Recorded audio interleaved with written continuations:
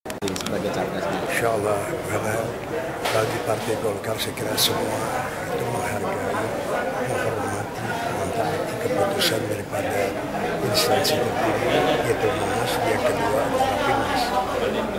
Karena itulah jika sesuatu keputusan ditetapkan, insya Allah semua kader Partai Golkar akan menghormati. Muncul wacana lain kemungkinan seperti belakang Pak Akbar Tanjung itu kira-kira gimana? Pak Akbar Tanjung sekarang sudah tidak mengatakan ada wacana lain, semua sama, dari pun sama, cuman dimuatnya selalu berbeda. Yang dia mengatakan adalah kalau memang masih belum mencapai, kita cari cara-cara yang lebih baik, bukan orang cara-cara yang lebih baik. Terkait dengan figur Karena cawapres, beliau itu sangat menghormati keputusan dari Rapimnas. figur cawapres kira-kira yang mau digadang-gadang jadi Golkar? Yang pasti Renis ya. Kemungkinan menggait Jokowi yang tapi juga sudah Siapa mulai saja mungkin, siapa saja mungkin. Nanti kita lihat bukan saja untuk mendapatkan kemenangan, tapi untuk memerintah dengan sebaik-baiknya. Kalau kita hanya untuk mencapai kemenangan, berarti tujuan kita adalah kemenangan itu sendiri. Bagi saya, bagi Partai Golkar, tujuannya bukan kemenangan, tapi adalah berbuat apa bisa. Kalau partnernya tidak cocok, tidak bisa berbuat, mau senang. Cawapresnya kira-kira koalisi atau internal partai?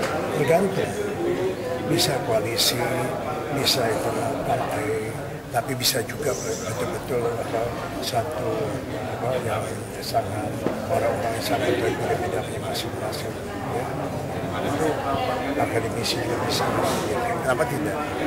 Belum ada menurut beberapa nama itu yang boleh disebut cawapres. Ya saya sudah melihat tentunya beberapa orang.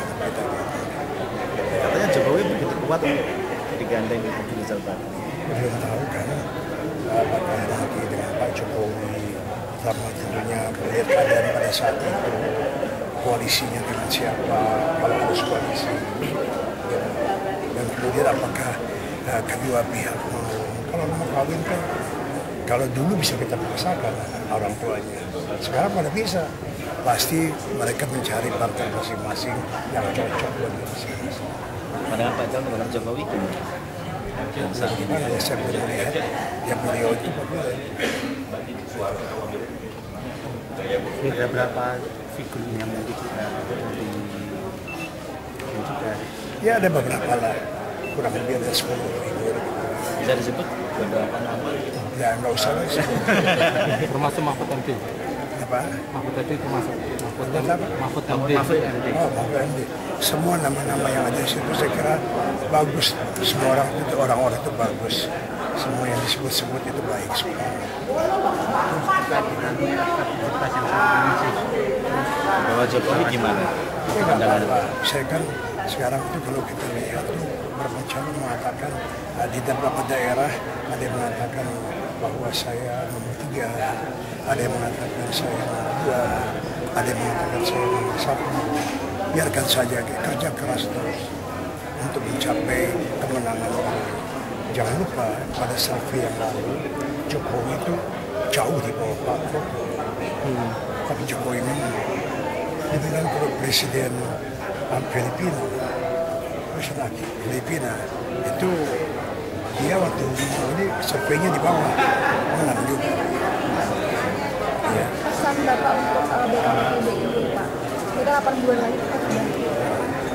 Ya saya pesan pada BKPBI, namanya Badan Koordinasi Pemilu, karena itu mereka harus bisa mengkoordinasikan kegiatan-kegiatan, baik kegiatan para caleg, kedua adalah kegiatan partai, dan yang ketiga adalah satu program-program yang dirancang oleh BKPBI sendiri. Nah itu semua dikoordinasikan sehingga bisa menjadi satu kekuatan besar ke depan. Kemenangan sebuah partai adalah kemenangan para calegnya. Kalau calegnya terbesar di tempat pemilihan masing-masing, terbesar di DPRD atau DPR RI, maka itu adalah kemenangan. Gitu ya. Terima kasih.